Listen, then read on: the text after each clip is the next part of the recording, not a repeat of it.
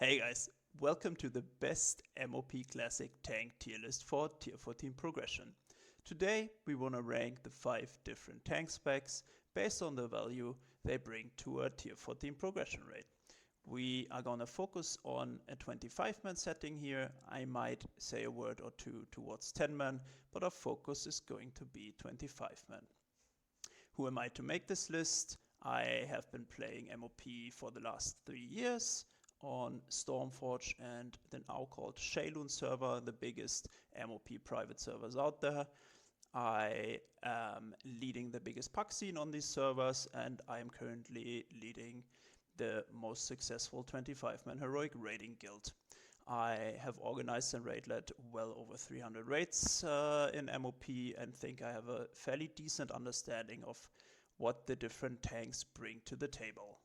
I think it's fair to say that the tank game drastically changed in MOP from previous expansions. The name of the game here is obviously Vengeance. Players that are able to play around high Vengeance will bring insane value to the raid and towards progression. Encounters that allow your tank to play around high Vengeance will often result in the tank topping the damage and in some cases even the healing meters. That also meant that tanks had by far the highest skill ceiling in MOP out of all the roles you could play. It would require you to have a good understanding of the encounter, of your own class's ability, and you would also need to have a good communication with your raid, as you would have to play around your own and external cooldowns throughout the fight. Alright, I'm not gonna keep you waiting any longer. Let's start our ranking with Cataclysm's most popular and arguably best tank, the Blood Decay.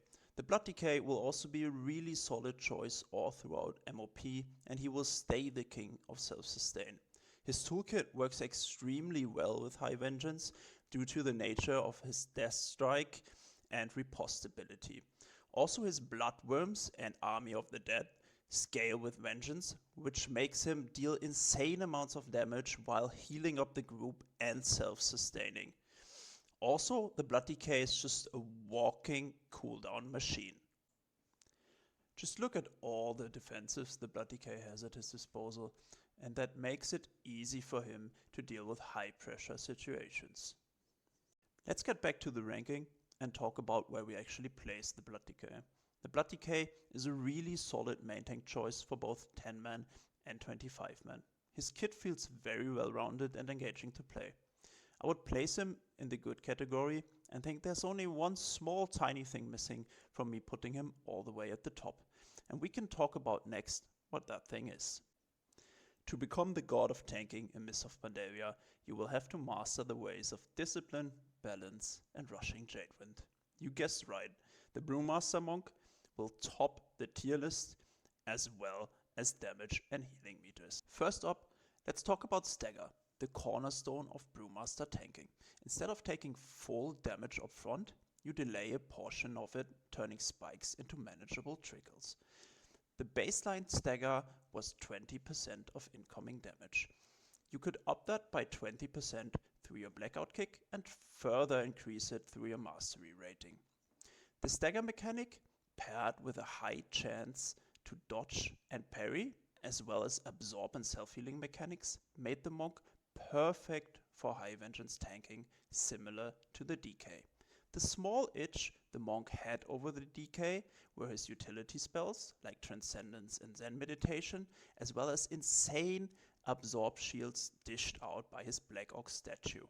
Because we all know there's only one thing better than healing up your raid, and it is to prevent your raid to take damage in the first place. Alright, so this puts Brew at the top of the tier list. As a raid lead, I would always choose a Brewmaster as my main tank, with the Blood Decay coming in close second. Next up, let's talk about the Protection Warrior, the OG World of Warcraft tank. Prot Warrior is also a fairly reliable spec in Mists of Pandaria. Depending on encounter and vengeance levels, you would have to make a choice to use your rage on either shield block or shield barrier. This would make for that experienced players would excel in preventing incoming damage. The Prot Warrior had good defensive cooldowns, great raid cooldowns in defensive and offensive banners, as well as vigilance, and you had really good movement. in Heroic Leap, Charge and Intervene. Even though an experienced Protection Warrior player would be able to negate and absorb a lot of incoming damage, Protection Warrior was also the only tank spec in Mists of Pandaria that could not reliably heal themselves or the group back up. This made for that Protection Warriors were highly reliable on healer setups. In a 25-man setting, this was not as big as an issue, but in a 10-man setting, this would most likely force you into playing a Resto Druid to keep your warrior alive.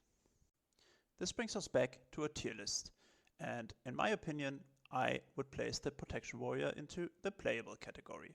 There's no real reason to choose a Protection Warrior as your main tank in tier 14. It is a decent off-tank with good raid cooldowns, but even as an off-tank, I think there are better choices. Next up, let's talk about the Guardian Druid. Guardian Druid hasn't changed too much. It's a very easy to play, reliable tank. It shines with its high HP pool and high armor, which makes it decent to use against hard-hitting bosses. It deals decent damage even without High Vengeance, which makes it a good off-tank. Its unique ability, Heart of the Wild, lets you turn into a melee or ranged DPS or even a healer if your raid needs you to. Overall, I would say the Guardian Druid is a really solid but not a preferred choice. You would most likely not bring a Guardian Druid as your main tank in early progression, and even for the off-tank role there are better choices out there. Mainly because the Guardian Druid is missing externals and raid cooldowns that your group highly rely on in early progression. This basically leaves us no other choice than to put the Guardian Druid into the lowest, the bad category. Next up, you guessed it, the Lightbringer, the Protection Paladin. The Protection Paladin has a really unique playstyle in Mists of Pandaria as it plays around its passive Sanctity of Battle. That means that the Protection Paladin wants to stack as much haste as possible to generate as much holy power as possible, using the holy power for its active mitigation, Shield of Righteous, or to heal itself or a dying raid member. With that in mind, the issues that Protection Paladin runs into early in progression is that before you can get to stacking haste, you need your hit and expertise cap. That means that early on your holy power generation really suffers and your active mitigation uptime won't be very high. Even though this kind of disqualifies the Protection Paladin as a main tank, it doesn't mean the Protection Paladin can't make a good off tank. In my opinion, the Prot Pally is by far the best off-tank in early MOP progression due to its many external and raid cooldowns, such as a double Hand of Sacrifice, as well as a Hand of Protection, an Aura Mastery, and he can even put an Eternal Flame on the main tank. That brings us back to a tier list, and in my opinion, the Protection Paladin deserves a spot in the good category. As mentioned, he's fairly weak as main tank early on, but he brings everything you want in an off tank. And in early raid setups for progression, he would always get the spot as an off tank paired with either a Brewmaster or a Blood Decay. This is it for my tier list. Please keep in mind this is personal opinion. Based on my experience as a raid leader in Mists of Pandaria over the last 3 years, I am well aware that lists might differ. I'm also well aware that there are bosses in tier 14 where even tanks that I put at the bottom of the list might excel at tanking. I've tried to keep this as generalized as possible, and for me this list makes perfect sense. I am planning on making a healer and a DPS tier list as well as boss guides for all tier 14 normal and heroic bosses. Should you be interested in that, let me know in the comments and consider subscribing. Thank you. Bye bye.